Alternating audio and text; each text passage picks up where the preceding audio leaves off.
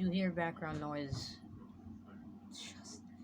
just live with it, because it's what I have to live with every single day. It's not the point of this video. I'm supposed to be here to talk about Dead by Daylight because I haven't made a Dead by Daylight video in such a long fucking time. With the new Halloween shit coming up, I might as well make something before it, before it becomes a topic that is too late to cover. Well, I mean, it's okay. Truthfully, I mean, if I'm gonna talk about Dead by Daylight a little seriously, I just don't care. I don't care what happens to it at this point. A lot of new stuff comes in, and I'm just, I come in for a couple of days, maybe, and then I'll go right back out. It's hard to keep myself occupied with the game when, to me, it's like, it takes up so much of my time that I could be spending doing something else. And especially of recent, I've been doing a lot of schoolwork. So maybe if the schoolwork kind of lets up a little bit and I could get more time to play, perhaps I will. But, I mean, I've only really recently been playing because other people have been playing. Yes, the same people that keep fucking asking for a shout out every time I make a video. Looking at you, Julius.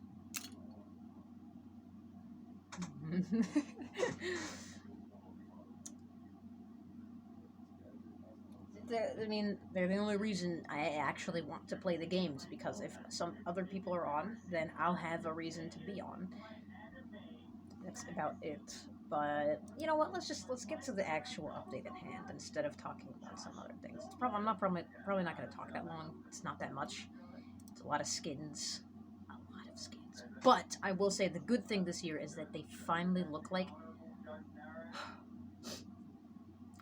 they're actually giving us an event that I might give a shit about. And what I mean by this is, it looks like the gameplay isn't going to be it's not going to be too bad. Last year, I don't fucking remember. Last year was when I up and quit the game after a long time of consistently playing it. The Halloween event was so fucking bad, I did not care. I don't even remember what they did for it. I don't remember what they gave out.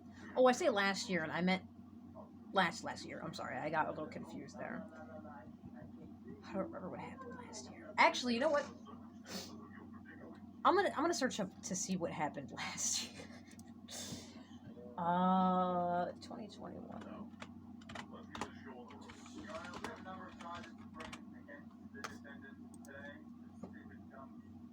Oh, the Midnight Grove? Oh my god, I didn't remember that. Jocelyn, that's super loud! What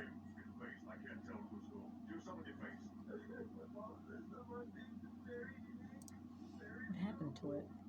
This is the last year's event. So it wasn't last year. It was a while ago when I quit the game for a long time. Yeah, last year was very okay. Like, literally nothing happened. The good thing about last year was that they introduced tomes that now every person has to participate in, and I thought that was a really cool concept, because you could then do tomes by yourself, then you could do tomes with other people, and that meant you didn't even have to do them as long as the community already got them done. You can contribute a bit to it, but for the most part, you didn't really... That doctor's skin is terrifying. Jesus. For the most part, you didn't actually really have to...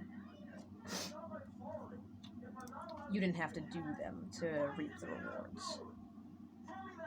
Jocelyn! You barely did. Okay, now I can see when I actually quit the game, which was around when the Descend Beyond chapter came out. This has nothing to do with anything. I'm just wanted to figure out when I actually quit. So I think the Eternal Blight event was when I left. It was a stack of bullshit on top of more bullshit on top of this is boring, I don't care anymore. Now, hey, the new one looks pretty fire, and the new tomes look really good too. But I think it's for Michaela and the Ghostface. I'm so excited for Ghostface. I want to read the fucking story so badly. I want to know what happens. I want to know, because at this point, Behavior only acquired the licensing of the mask. Of that thing. right back there. They acquired the licensing. Sorry, let me point like that. They acquired the licensing of that, which I can buy that at my fucking store. I can go and buy it. So that doesn't mean I have the licensing, but they only bought the licensing for the mask. They didn't go to like the original Scream movies and buy the character. They don't need to. They can make their own character with that mask. So that's actually really cool because it's basically an original character of theirs. It's like Danny Olson, I think was his name. So I'm interested to see where they finally go with that because they fucked up really hard on bills, and I'm like, oh god. But technically, since this is like half license, half original character, I think they're gonna do fine.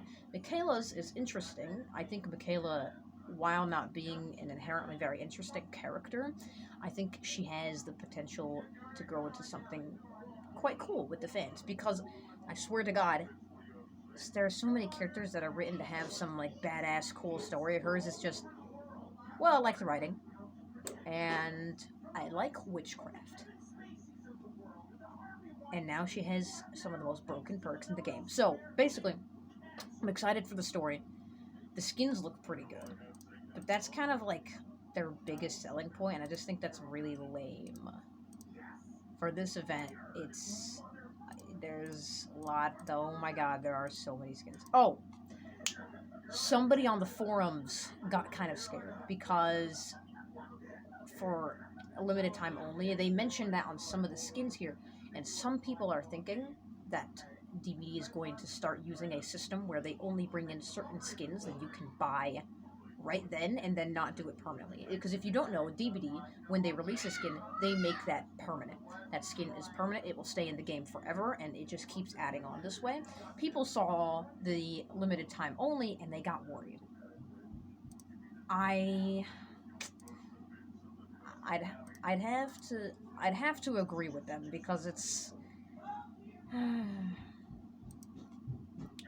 DBD has just been getting more greedy and more greedy and more greedy, and I've been trying to tell people about fucking hell.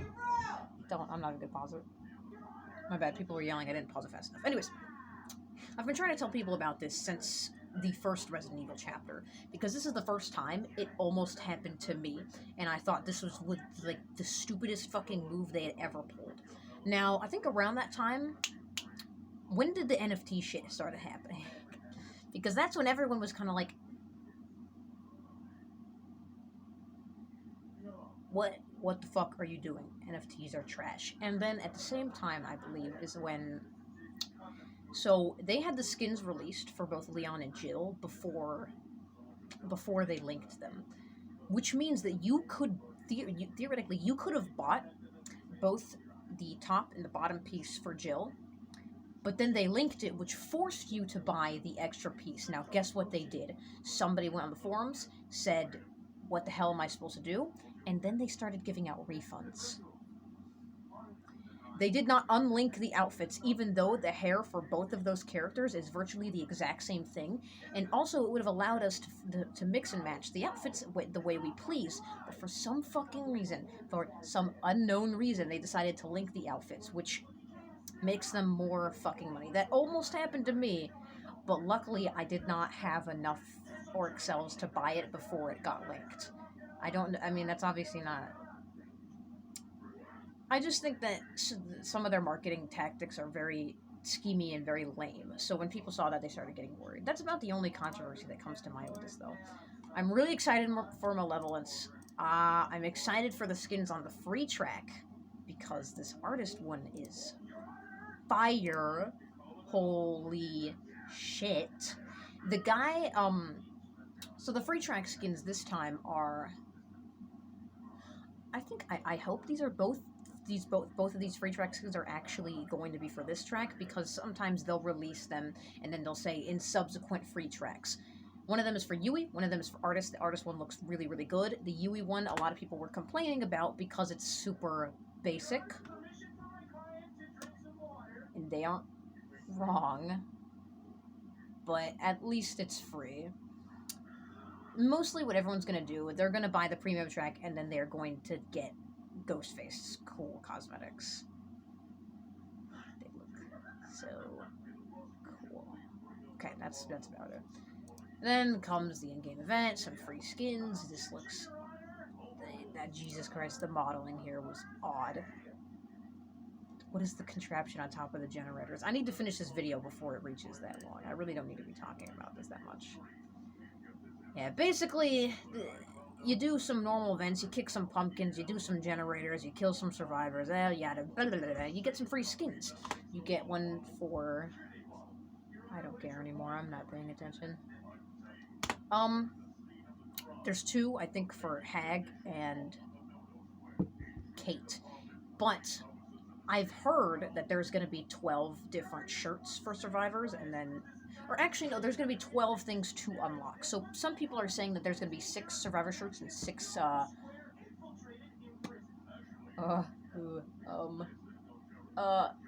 6 killer candy weapons. They're using the same method that they did last time, except last time it was a lot more boring because the masks were pretty lame.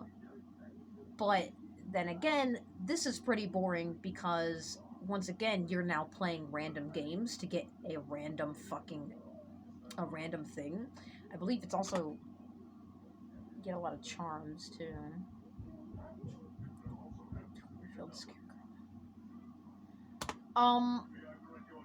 The skeleton shirts are only going to be on a certain amount of survivors, and as I kind of saw here, so David and Feng, I know for sure, but I did not see if there was anyone else. Okay, Felix has one.